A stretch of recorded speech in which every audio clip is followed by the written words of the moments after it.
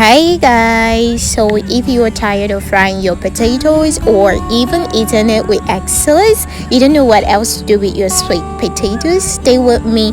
Let me teach you something new and something convenient. Let's go!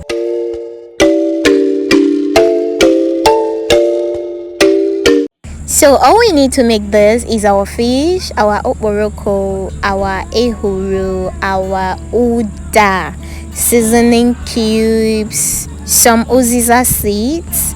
You also need your garlic, your olima, and your tomatoes. That's if you want. And this is our scent leaf and our green peppers. These all we need.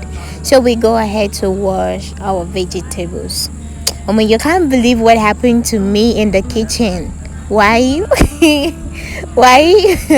You can just predict. What do you think happened to me? Why pounding that pepper? I actually saw pepper with my eyes. I saw pepper atarudo, habanero. That's what I saw with my own eyes. Let's go, guys. You will see it yourself.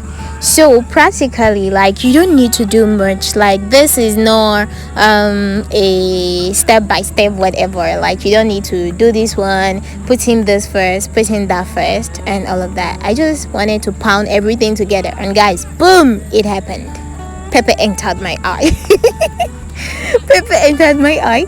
But we continue regardless. So after pounding all your local spices, because most of those are local spices, you just set them aside. I mean, normal people are meant to peel their their potatoes first. Normal people are meant to peel their potatoes, keep it aside, and then prep other things. But here it's reverse. Reverse is the case here. Like, yeah, it's okay for me. So I go ahead to peel my potatoes. How do you peel your potatoes? This way or the other way? How do you peel your potatoes? Honestly, but none of them is easy for me. Honestly, like, I don't like any of it. I just wish there is someone somewhere that peels potatoes and yams. I even prefer peeling yams that would just give it to peel it for me. So back to our our mixture.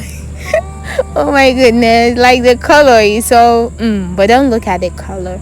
So all I did was to wash my potatoes very well, put it in the pot, then added a little bit of water to the mixture, and then poured it in, put enough water, and put it on the fire.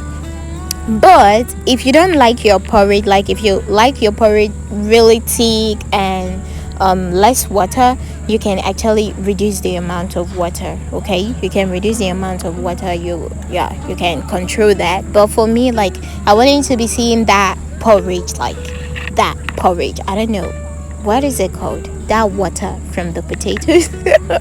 And a quick tip, guys, if you actually want to, like, thicken your porridge, your potatoes, like, really fast, you can use a metal spoon, because this one I literally have to use the spatula to be break some of the potatoes so it can divide into two and thicken the water. Like, I don't know if that's making sense at all, but that's exactly what I was doing. So those onions I was saving for later, yeah, now is the time. I like it this way. Like, I'll add some early and the others later. So for me, my porridge is thick enough like this, like, because I want to be seeing that water. But for you, if you really want to make it like look like the normal yam porridge kind of vibe, like, if you want it to be, that's fine, that's yours. Okay, that's how I like mine. You can continue stirring till boom, and ta-da, this is my porridge. Actually, I enjoyed it, and yeah, see you on the next one. Bye.